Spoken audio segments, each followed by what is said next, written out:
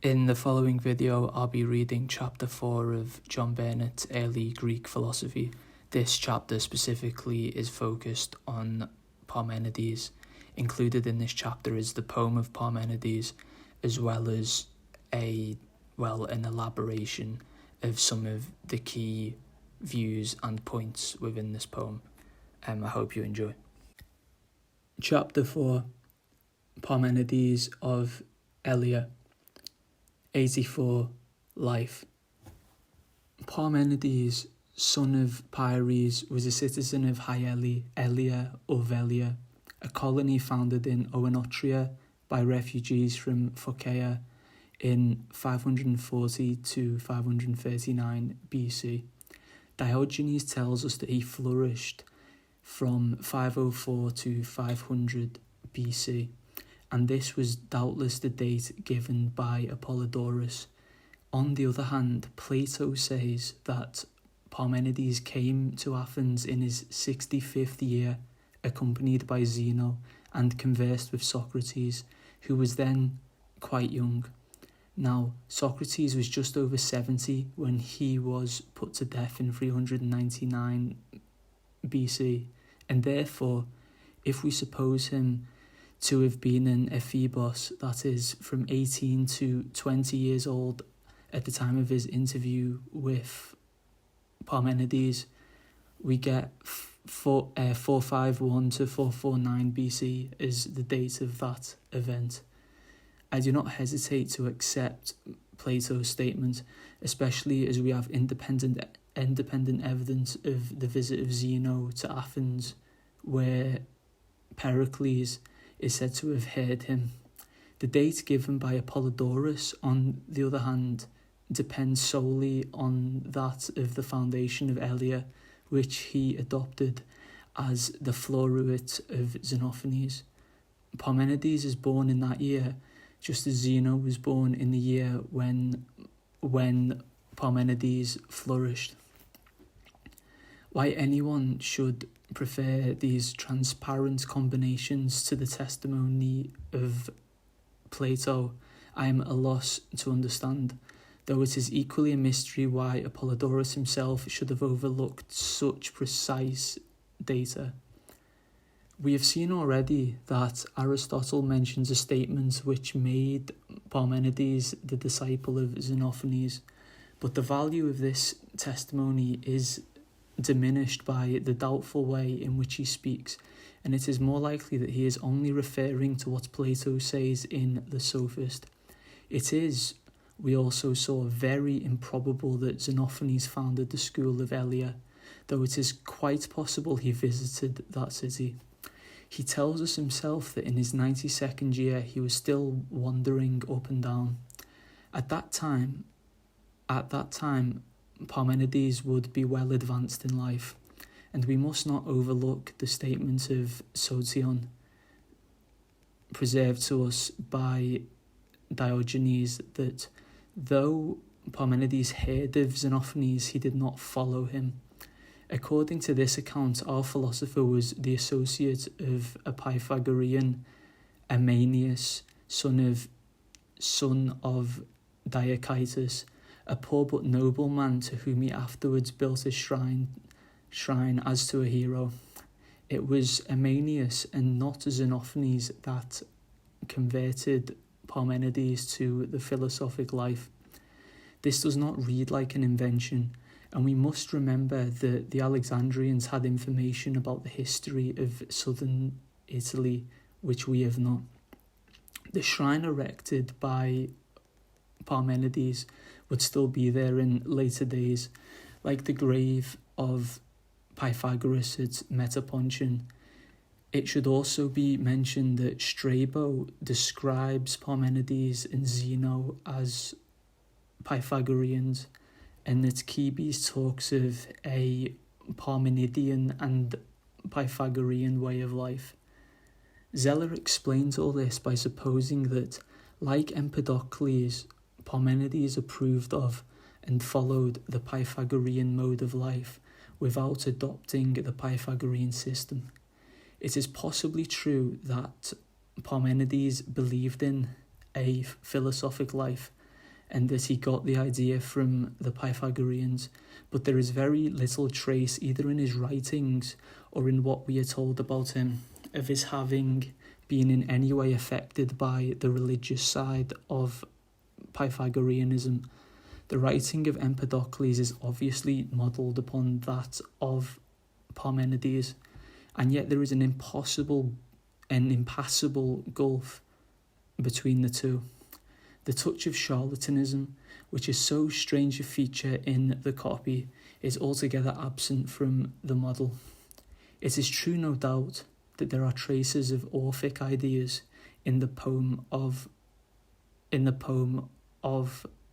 Parmenides, but they are all to be found either in the allegorical introduction or in the second part of the poem, and we need not therefore take them very seriously.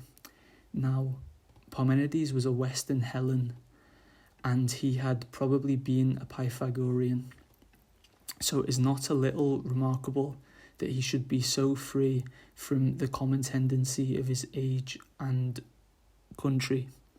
It is here, if anywhere, that we may trace the influence of Xenophanes as regards his relation to the Pythagorean system.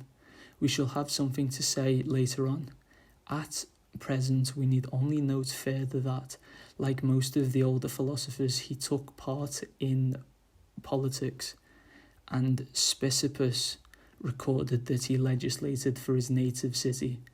Others add that the magistrates of Elia made the citizens swear every year to abide by the laws which Parmenides had given them. 85. The poem.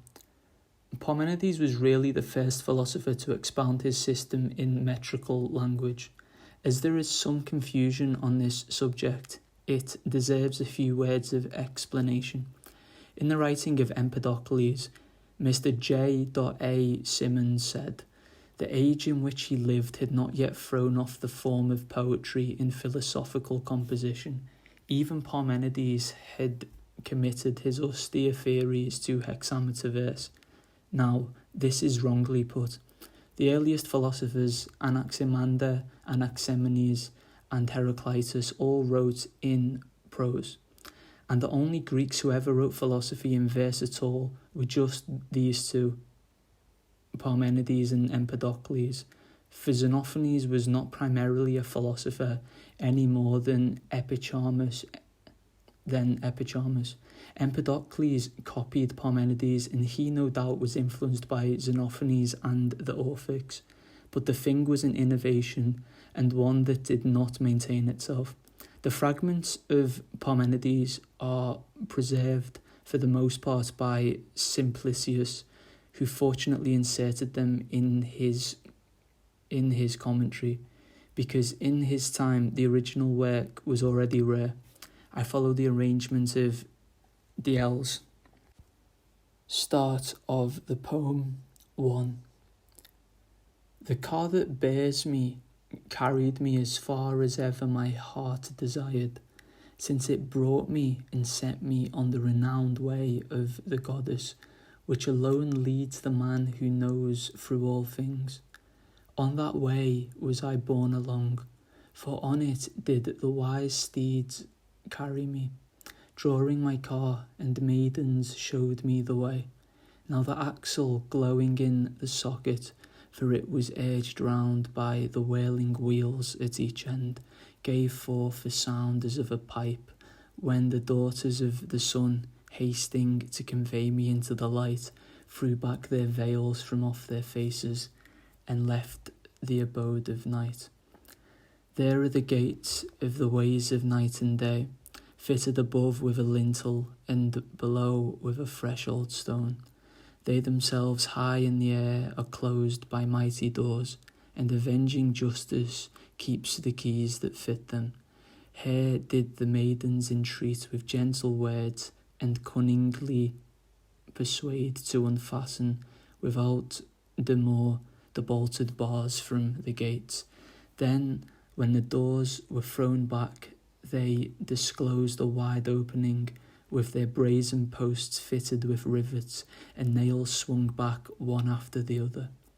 Straight through them, on the broad day did the maidens guide the horses and the car, and the goddess greeted me kindly, and took my right hand in hers, and spake to me these words: Welcome, O youth, that comest to my abode, on the car that bears thee, tended by immortal charioteers.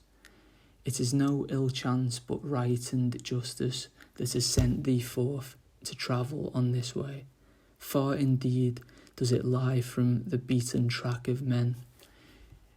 Meet it is that thou shouldst learn all things, as well the unshaken heart of well-rounded truth as the opinions of mortals, in which is no true belief at all.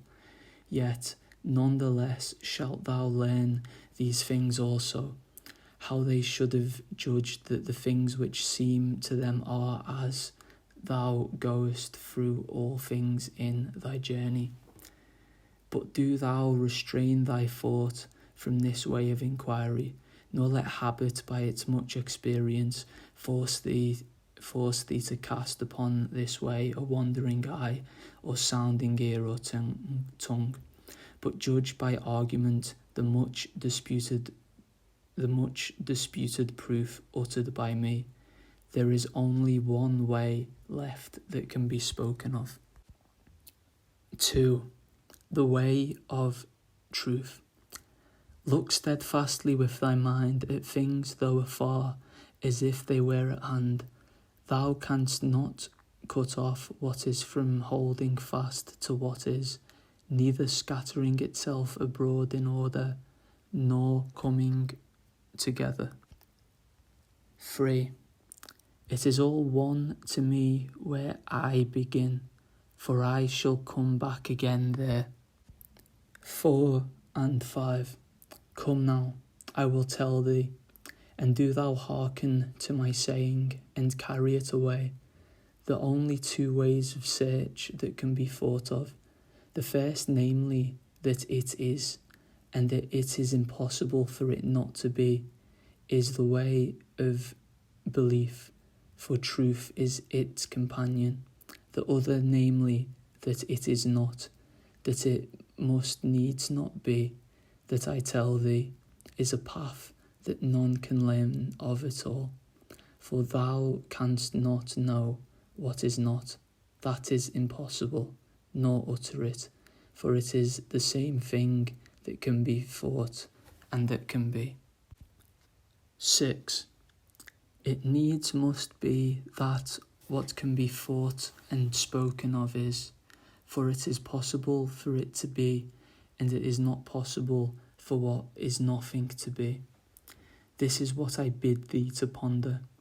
I hold thee back from this first way of inquiry, and from this other also, upon which mortals knowing naught wonder two-faced, for the helplessness guides the wandering thought in their breasts, so that they are borne along stupefied like men deaf and blind, undiscerning crowds, in whose eyes it is and is not, the same and not the same, and all things travel in opposite directions. 7. For this shall never be proved, that the things that are not are, and do thou restrain thy thought from this way of inquiry. 8. One path only is left for us to speak of, namely that it is. In it are very many tokens that what is uncreated and indestructible, for it is complete, immovable, and without end. Nor was it ever, nor will it be, for now it is all at once a continuous one. For what kind of origin for it wilt thou look for? In what way and from what source could it have drawn its increase? I shall not let thee say nor think that it came from what is not, for it can neither be thought nor uttered that anything is not. And if it came from nothing, what need could have made it arise later rather than sooner? Therefore must it either be all together or be not at all. Nor will the force of truth suffer aught to arise besides itself from that which is not. Wherefore justice doth not loose her fetters, and let anything come into being or pass away, but holds it fast. Our judgment thereon depends on this. Is it or is it not? Surely it is adjudged, as it needs must be, that we are to set aside the one way as unthinkable and nameless, for it is no true way, and that the other path is real and true. How then can what is be going to be in the future? Or how could it come into being? If it came into being, it is not, nor is it if it is going to be in the future. Thus is becoming extinguished and passing away, not to be heard of. Nor is it divisible, since it is all alike, and there is no more of it in one place than in another to hinder it from holding together, nor less of it, but everything is full of what is. Wherefore it is wholly continuous, for what is in contact with what is. Moreover, it is immovable in the bonds of mighty chains, without beginning and without end, since coming into being and passing away have been driven afar, and true belief has cast them away. It is the same, and it rests in the self-same place, abiding in itself, and thus it remaineth constant in its place, for hard necessity keeps it in the bonds of the limit that holds it fast on every side. Wherefore it is not permitted to what is to be infinite, for it is need of nothing, while if it were infinite, it would stand in need of everything. The thing that can be thought, and that for the sake of which the thought exists, is the same. For you cannot find thought without something that is, as to which it is uttered. And there is not and never shall be anything besides what is, since fate has chained it so as to be whole and immovable. Wherefore all these things are but names which mortals have given, believing them to be true, coming into being and passing away, being and not being, change of place and alteration of bright colour. Since then it has a furthest limit, it is complete on every side, like the mass of a rounded sphere, equally poised from the centre in every direction, for it cannot be greater or smaller in one place than in another, for there is nothing that could keep it from reaching out equally, nor can aught that is be more here and less there than what it is, since it is all inviolable, for the point from which it is equal in every direction tends equally to the limits. The way of opinion. Here shall I close my trustworthy speech and thought about the truth. Henceforward learn the opinions of mortals, giving ear to the deceptive ordering of my words. Mortals have made up their minds to name two forms, one of which they should not name, and that is where they go astray from the truth. They have distinguished them as opposite in form, and have assigned to them marks distinct from one another. To the one they allot the fire of heaven, gentle, very light in every direction, the same as itself, but not the same as the other. The other is just the opposite to it, dark night, a compact and heavy body.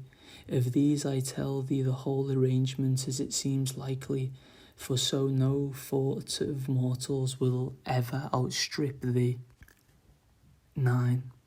Now that all things have been named light and night, and the names which belong to the power of each have assigned to these things and to those, everything is full at once of light and dark night, both equal, since neither has aught to do with the other. 10 and 11. And thou shalt know the substance of the sky, and all the signs in the sky, and the resplendent works of the glowing sun's pure torch, and whence they arose. And thou shalt learn likewise of the wondering deeds of the round-faced moon, and of their substance. Thou shalt know too the heavens that surround us, whence they arose and now, and how necessity took them and bound them to keep the limits of the stars, how the earth and the sun and the moon and the sky that is common to all, and the Milky Way, and the outermost Olympus, and the burning might of the stars arose. 12. The narrower rings are filled with unmixed fire, and those next to them with night, and in the midst of these rushes their portion of fire. In the midst of these circles is the divinity that directs the course of all things, for she is the beginner of all painful birth, and all begetting, driving the female to the embrace of the male, and the male to that of the female. 13. First of all the gods she contrived Eros. 14. Shining by night with borrowed light, wandering round the earth. 15. Always looking to the beams of the sun. 16. For just as thought finds at any time the mixture of its erring organs, so does it come to men, for that which thinks is the same, namely the substance of the limbs in each and every man, for their thought is that of which there is no more in them. 17. On the right, boys, on the left, girls. 19. There is no 18. Thus, according to men's opinions, did things come into being, and thus they are now. In time they will grow up and pass away. To each of these things men have assigned a fixed name. That's the end of the poem and the fragments. Now onto an explanation of some of the key concepts in historical context by Burnet. 86. It is. In the first part of his poem we find Parmenides chiefly interested to prove that it is, but it is not obvious at first sight what it is precisely that is. He says simply, what is. To us this does not seem very clear, and that for two reasons. In the first place, we should never think of doubting it, and we cannot therefore understand why it should be asserted with such iteration and vigour. In the second place, we are accustomed to all sorts of distinctions between different kinds and degrees of reality, and we do not see which of these is meant. Such distinctions, however, were quite unknown in those days. That which is with Parmenides is primarily what in popular language we call matter or body, only it is not matter as distinguished from anything else. It is certainly regarded as spatially extended, for it is quite seriously spoken of as a sphere. Moreover, Aristotle tells us that Parmenides believed in none but a sensible reality, which does not necessarily mean with him a reality that is actually perceived by the senses, but includes any which might be so perceived if the senses were more perfect than they are. Parmenides does not say a word about being anywhere. The assertion that it is amounts just to this, that the universe is a plenum, and that there is no such thing as empty space. either inside or outside the world. From this it follows that there can be no such thing as motion. Instead of endowing the one with an impulse to change as Heraclitus had done, and thus making it capable of explaining the world, Parmenides dismissed change as an illusion. He showed once for all that if you take the one seriously, you are bound to deny everything else. All previous solutions of the question, therefore, had missed the point. Anaximenes, who fought to save the unity of the primary substance by his theory of rarefaction and condensation, did not observe that by assuming there was less of what is in one place than another, he virtually affirmed the existence of what is not. The Pythagorean explanation implied that empty space or air existed outside the world, and that it entered into it to separate the unit. It, too, assumes the existence of what is not. Nor is the theory of Heraclitus any more satisfactory, for it is based upon the contradiction that fire both is and is not. The allusion to Heraclitus in the verses last referred to has been doubted, though upon insufficient grounds. Zeller points out quite rightly that Heraclitus never says being and not being are the same, and were there nothing more than this, the reference might well seem doubtful. The statement, however, that according to the view in question, all things travel in opposite directions, can hardly be understood of anything but the upward and downward path of Heraclitus, and as we have seen, Parmenides does not attribute the view that being and not being are the same to the philosopher whom he is attacking. He only says that it is and is not the same and not the same. That is the natural meaning of the words, and it furnishes a very accurate description of the theory of Heraclitus. 87. The method of Parmenides. The great novelty in the poem of Parmenides is the method of argument. He first asks what is the common presupposition of all the views with which he has to deal, and he finds that this is the existence of what is not. The next question is whether this can be thought, and the answer is that it cannot. If you think at all, you must think of something. Therefore, there is no nothing. Philosophy had not yet learned to make the admission that a thing might be unthinkable and nevertheless exist. Only that which can be thought, for thought exists for the sake of what it is. This method Parmenides carries out with the utmost rigour. He will not have us pretend that we think what we must admit to be unthinkable. It is true that if we resolve to allow nothing but what we can understand, we come into direct conflict with the evidence of our senses, which present us with a world of change and decay. So much the worse for the senses, says Parmenides. To many, this will doubtless seem a mistake on his part, but let us see what history has to say on the point. The theory of Parmenides is the inevitable outcome of a corporeal monism, and his bold declaration of it ought to have destroyed that theory forever. If he had lacked courage to work out the prevailing views of his time to their logical conclusion and to accept that conclusion, however paradoxical it might seem to be, men might have gone on in the endless circle of opposition, rarefaction and condensation, one and many, forever. It was the thoroughgoing dialectic of Parmenides that made progress possible. Philosophy must now cease to be monistic or cease to be corporealist.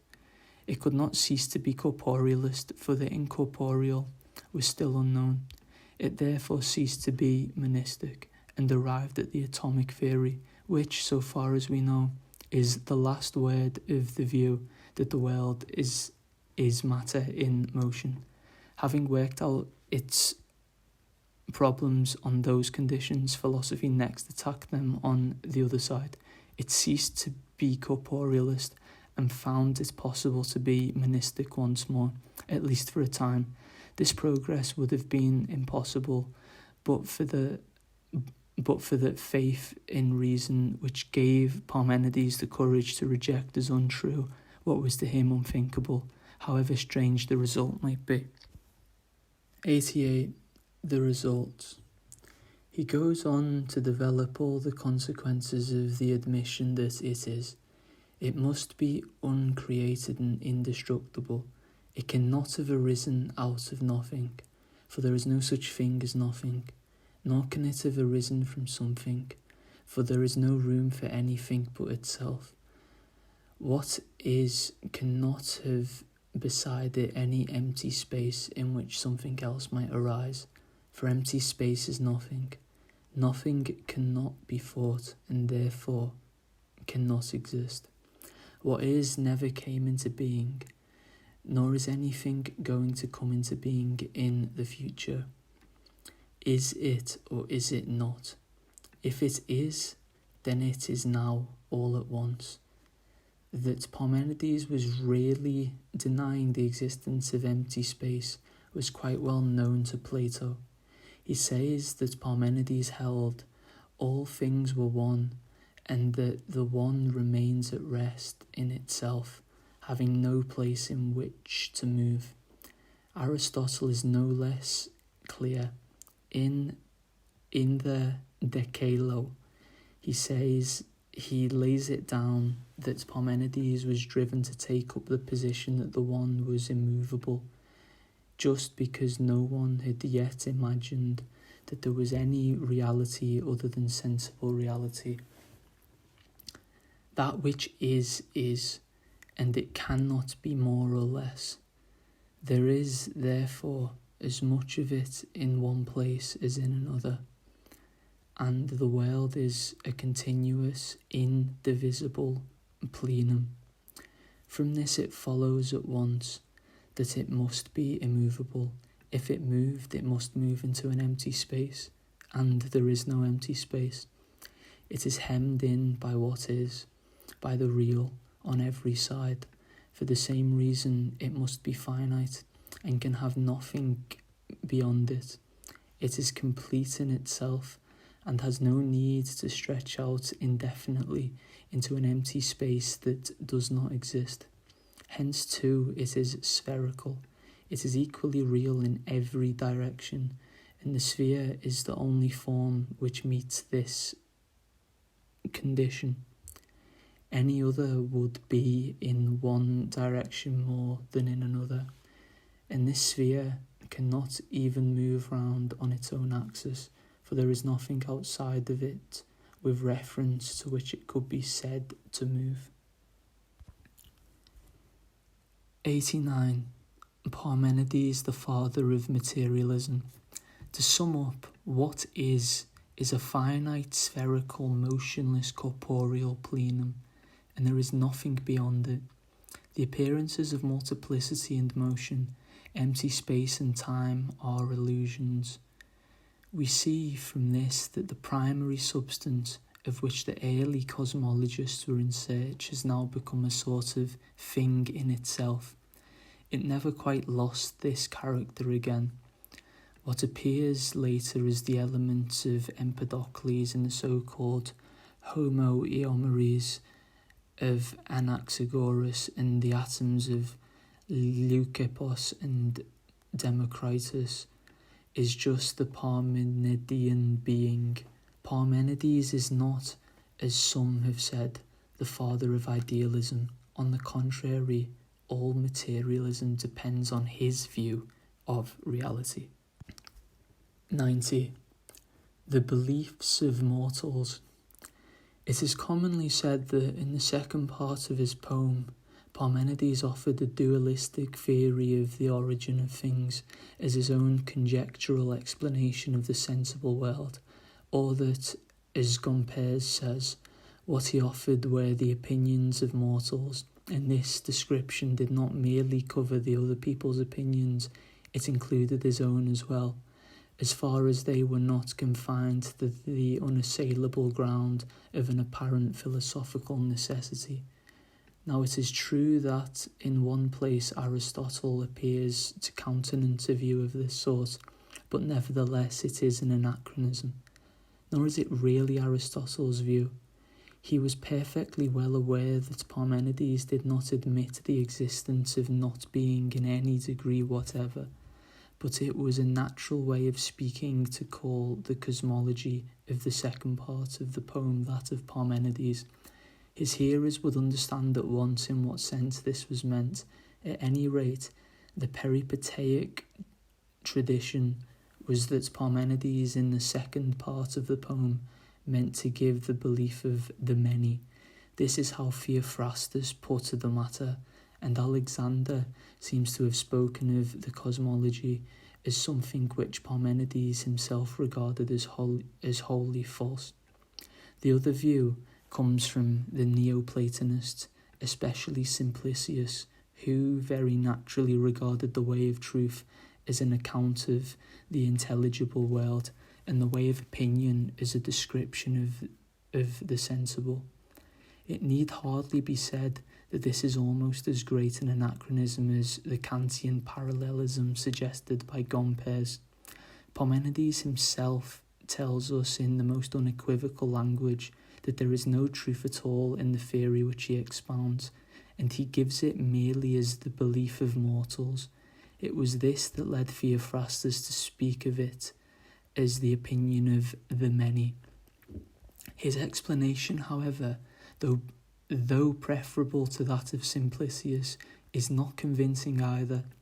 The many are as far as possible from believing in an elaborate dualism such as Parmenides expounded, and it is a highly artificial hypothesis to assume that he wished to show how the popular view of the world could best be systematized. The many would hardly be convinced of their error by having their beliefs presented to them in a form which they would certainly fail to recognize. This, indeed, seems the most incredible interpretation of all. It still, however, finds adherents, so it is necessary to point out that the beliefs in question are called the opinions of mortals, simply because the speaker is a goddess. Further, we have to note that Parmenides forbids two ways of research, and we have seen that the second of these, which is also expressly ascribed to mortals, must be the system of Heraclitus. We should surely expect then to find that the other way too is a system of some contemporary school, and it seems hard to discover any of sufficient importance except the Pythagorean. Now, it is admitted by everyone that there are Pythagorean ideas in the second part of the poem, and it is therefore to be presumed, in the absence of evidence to the contrary, that the whole system comes from the same source. It does not appear that Parmenides said any more about Heraclitus than the words to which we have just referred, in which he forbids the second way of inquiry. He implies indeed that there are really only two ways that can be thought of, and that the attempt of Heraclitus to combine them was futile. In any case, the Pythagoreans were far more serious opponents at that date in Italy, and it is certainly to them that we should expect Parmenides to define his attitude. It is still not quite clear, however, why he should have thought it worthwhile to put into hexameters a view which he believed to be false. Here it becomes important to remember that he had been a Pythagorean himself, and that the poem is a renunciation of his former beliefs. In such cases, men commonly feel the necessity of showing where their old views were wrong. The goddess tells him that he must learn of those beliefs also, how men ought to have judged that the things which seem to them really are. That is clear so far, but it does not explain the matter fully. We get a further hint in another place. He is to learn these beliefs in order that no opinion of mortals may ever get the better of him. If we remember that the Pythagorean system at this time was handed down by oral tradition alone, we shall perhaps see what this means. Parmenides was founding a dissident school, and it was quite necessary for him to instruct his disciples in the system they might be called upon to oppose. In any case, they could not reject it intelligently without a knowledge of it, and this Parmenides had to supply himself. 91. The dualist cosmology. The view that the second part of the poem of Parmenides was a sketch of contemporary Pythagorean cosmology is, doubtless, incapable of rigorous demonstration, but it can, I think, be made extremely probable. The entire history of Pythagoreanism up to the end of the 5th century BC is certainly conjectural. But if we find in Parmenides ideas which are wholly unconnected with his own view of the world, and if we find precisely the same ideas in later Pythagoreanism, the most natural inference will surely be that the later Pythagoreans derived these views from their predecessors, and that they formed part of the original stock in trade of the society to which they belonged. This will only be confirmed if we find that they are developments of certain features in the old Ionian cosmology. Pythagoras came to Samos, which always stood in the closest relation with Miletos, and it was not so far as we can see in his cosmological views that he chiefly displayed his originality. It has been pointed out above that the idea of the world breathing came from Anaximenes, and we need not be surprised to find traces of Anaximander as well. Now, if we were confined to what Aristotle tells us on this subject, it would be almost impossible to make out a case, but his statements require, as usual, to be examined with a certain amount of care.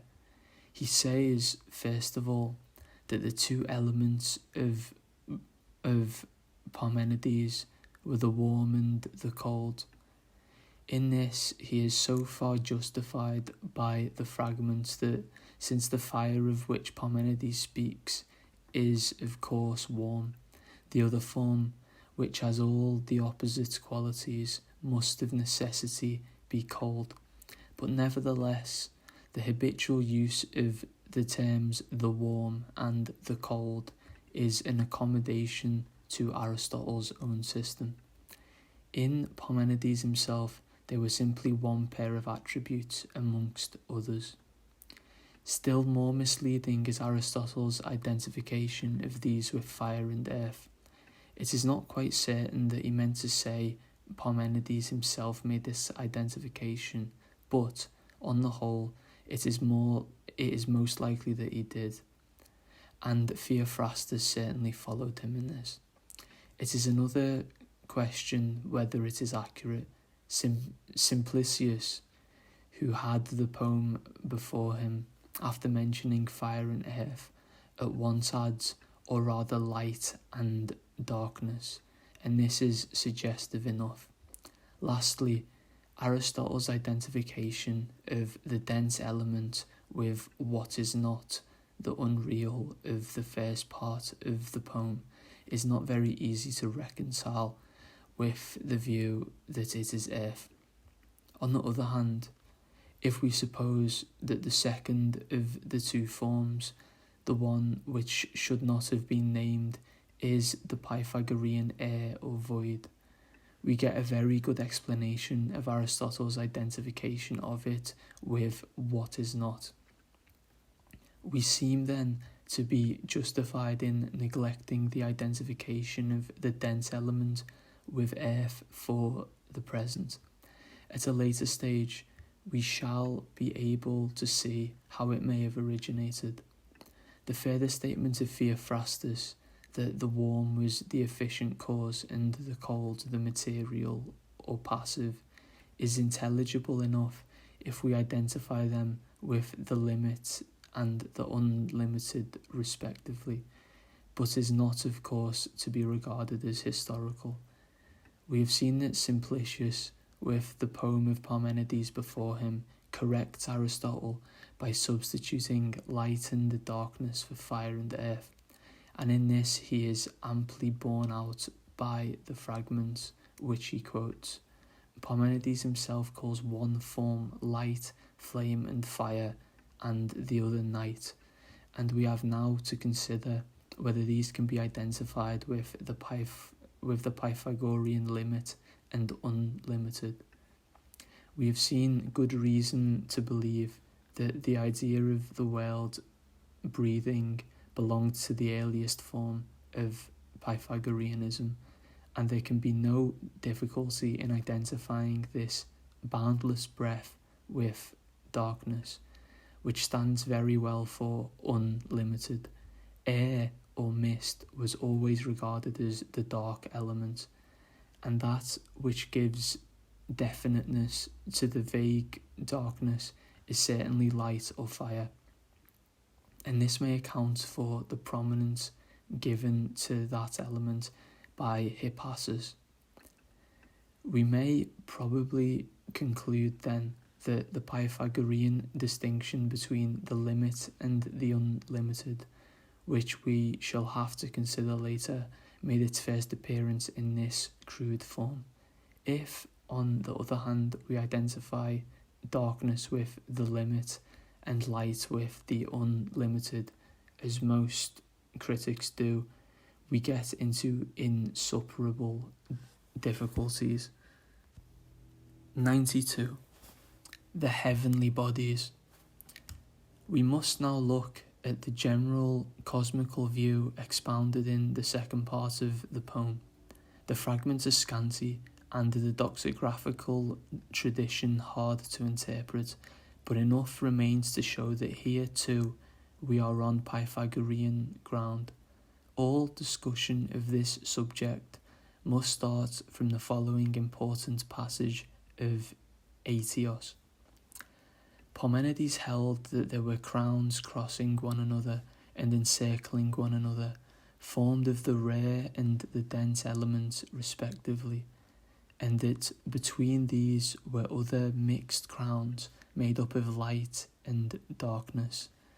That which surrounds them all was solid like a wall, and under it is a fiery crown. That which is in the middle of all the crowns is also solid, and surrounded in turn by a fiery circle. The central circle of the mixed crowns is the cause of movement and becoming to all the rest.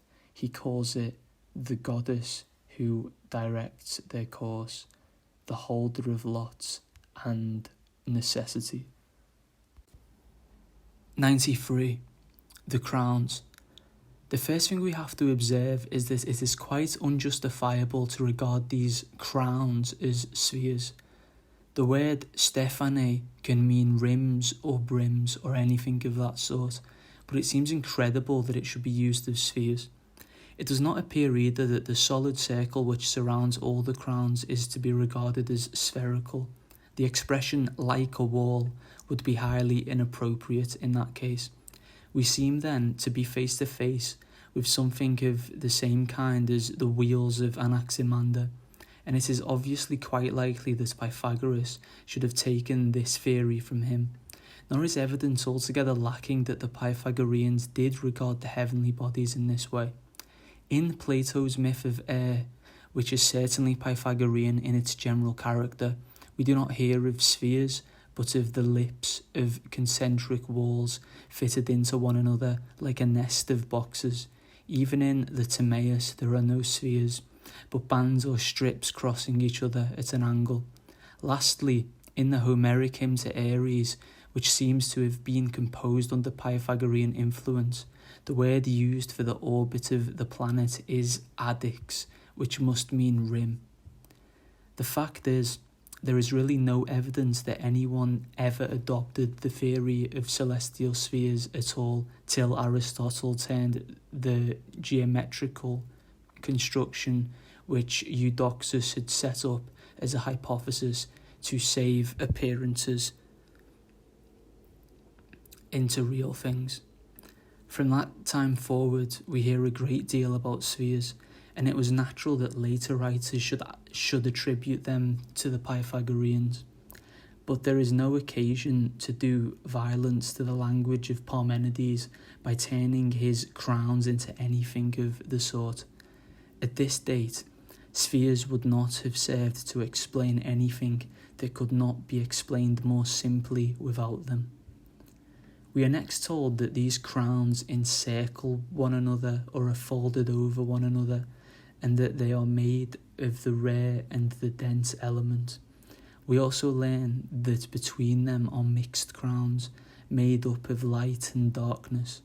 Now it is to be observed in the first place that light and darkness are exactly the same thing as the rare and the dense, and it looks as if there was some confusion here. It may be doubted whether these statements are based on anything else than Fragment 12, which might certainly be interpreted to mean that between the crowns of fire there were crowns of night with a portion of fire in them. That may be right, but I think it is rather more natural to understand the passage as saying that the narrower circles are surrounded by wider circles of night, each with its portion of fire rushing in the midst of it.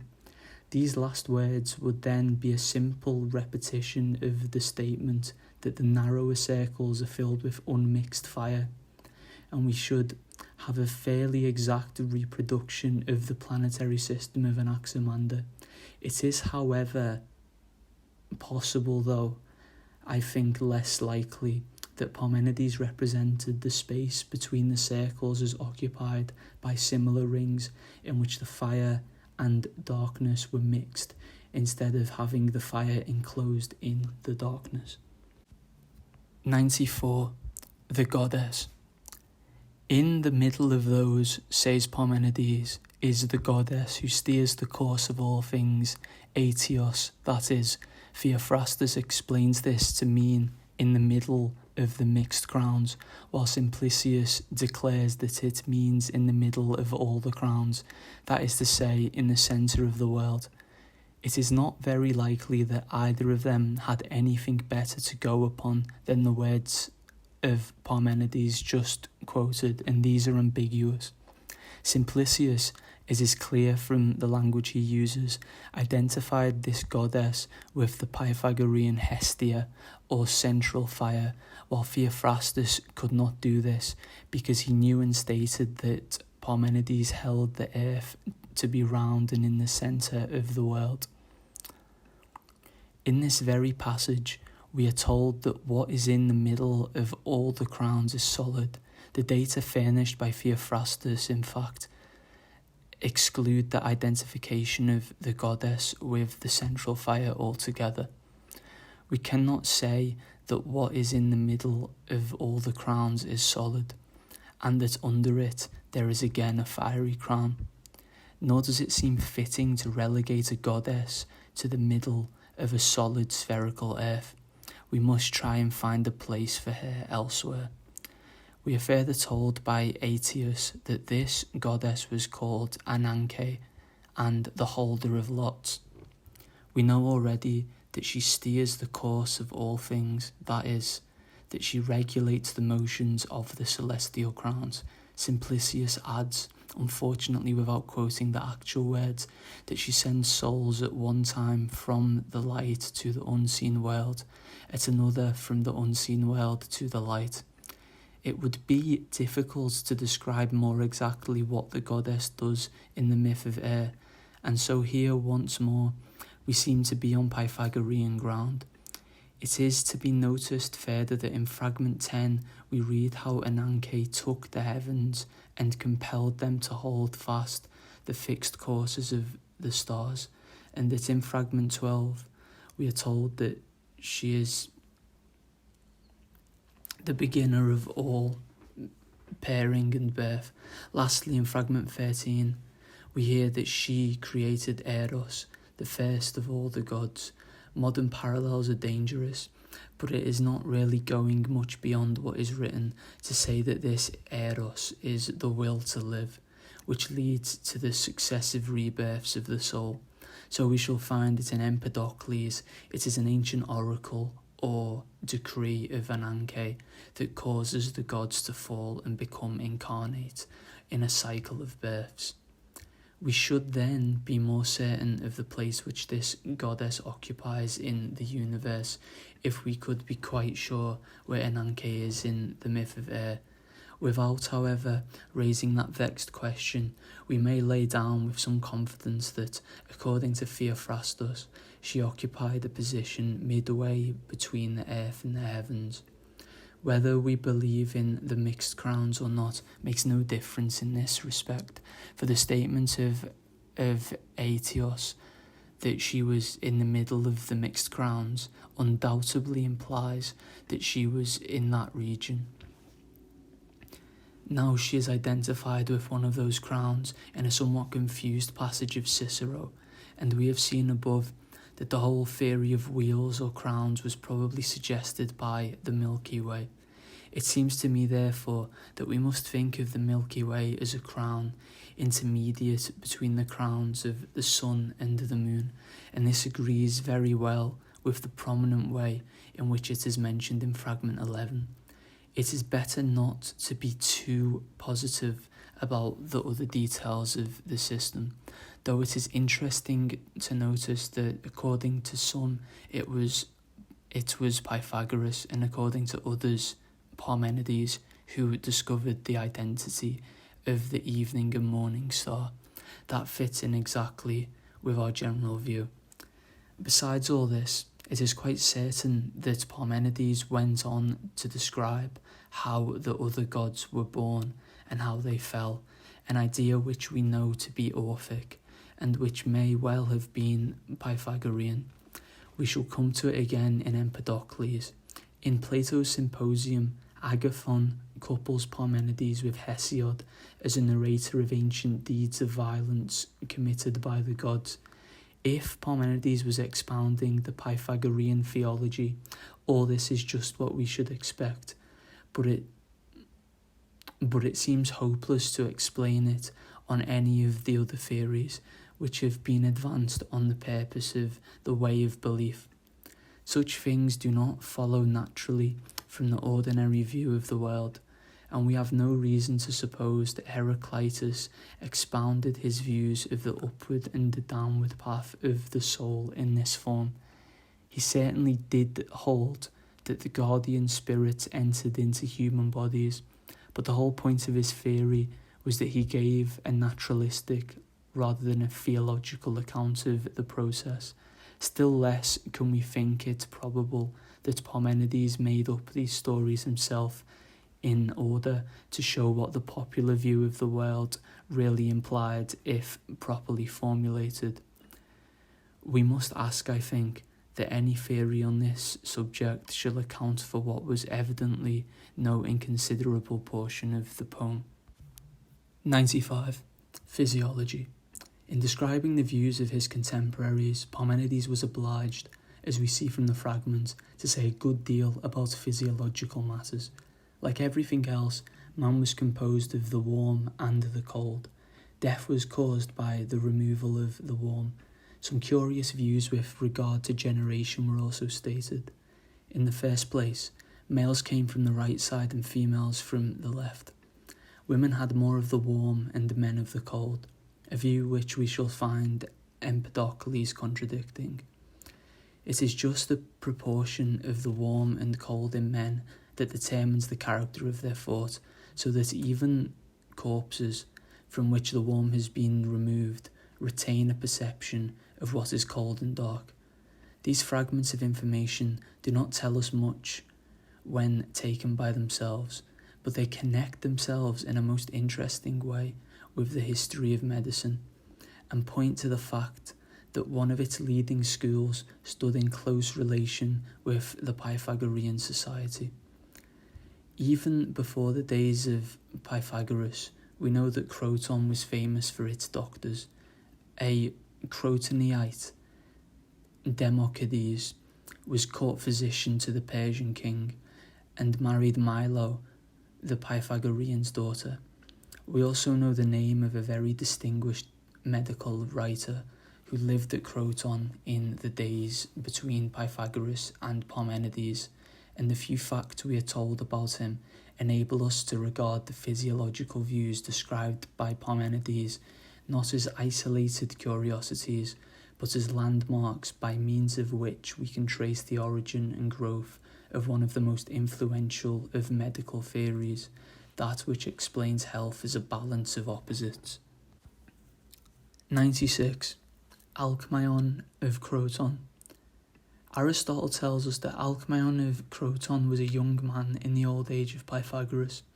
He does not actually say, as later writers do, that he was a Pythagorean, though he points out that he seems either to have derived his theory of opposites from the Pythagoreans, or they theirs from him. In any case, he was intimately connected with the society, as is proved by one of the scanty fragments of his book. It begins as follows: Alcmaeon of Croton, son of Periphus, spoke these words to Brotinos and Leon and Baphelos. As to things invisible and things mortal, the gods have certainty, but so far as men may infer. The quotation unfortunately ends in this abrupt way, but we learn two things from it.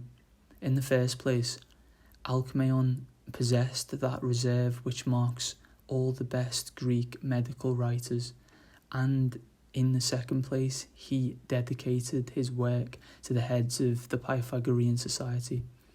Alcmaeon's chief importance in the history of philosophy really lies in the fact that he is the founder of empirical psychology. It is certain that he regarded the brain as the common sensorium, an important discovery which Hippocrates and Plato adopted from him, though Empedocles, Aristotle, and the Stoics reverted to the more primitive view that the heart performs this function. There is no reason to doubt that he made this discovery by anatomical means. We have some authority for saying that he practiced dissection, and, though the nerves were not yet recognised as such, it was known that there were certain passages which might be prevented from communicating sensations to the brain by lesions. He also distinguished between sensation and understanding, though we have no means of knowing exactly where he drew the line between them. His theories of the special senses are of great interest. We find in him already what is characteristic of Greek theories of vision as a whole, the attempt to combine the view of vision as an act proceeding from the eye with that which attributes it to an image reflected in the eye. He knew the importance of air for the sense of hearing, though he called it the void, a thoroughly Pythagorean touch. With regard to the other senses, our information is more scanty, but sufficient to show that he treated the subject systematically. His astronomy seems surprisingly crude for one who stood in close relations with the Pythagoreans. We are told that he adopted Anaximenes' theory of the sun and Heraclitus' explanation of eclipses. It is all the more remarkable that he is credited with originating the idea, which it required all Plato's authority to get accepted later, that the planets have an orbital motion in the opposite direction to the diurnal revolution of the heavens. This, if true, probably stood in close connection with his saying that the soul was immortal because it resembled immortal things and was always in motion like the heavenly bodies. He seems, in fact, to be the real author of the curious view which Plato put into the mouth of the Pythagorean Timaeus, that the soul has circles revolving just as the heavens and the planets do. This too seems to be the explanation of his further statement that man dies because he cannot join the beginning to the end. The orbits of the heavenly bodies always come full circle, but the circles in the head may fail to complete themselves. This new version of the parallelism between the microcosm and the macrocosm would be perfectly natural for Alcmaeon, though it is, of course, no more than a playful fancy to Plato. Alcmaeon's theory of health as isonomy is at once that which most clearly connects him with earlier inquirers like Anaximander, and also that which had the greatest influence on the subsequent development of philosophy. He observed to begin with that most things human were too, and by this he meant that man was made up of the hot and the cold, the moist and the dry, and the rest of the opposites.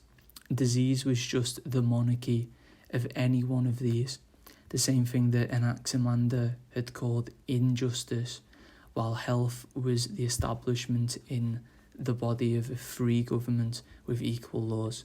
This was the leading doctrine of the Sicilian school of medicine, which came into existence not long after, and we shall have to consider in the sequel its influence on the development of Pythagoreanism, taken along with the theory of pause.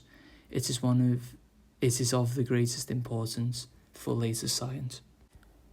That's the end of chapter 4 on Parmenides. Note that this book came out in 1908, so has no way of knowing about the current debates within this field. I hope you enjoyed the video.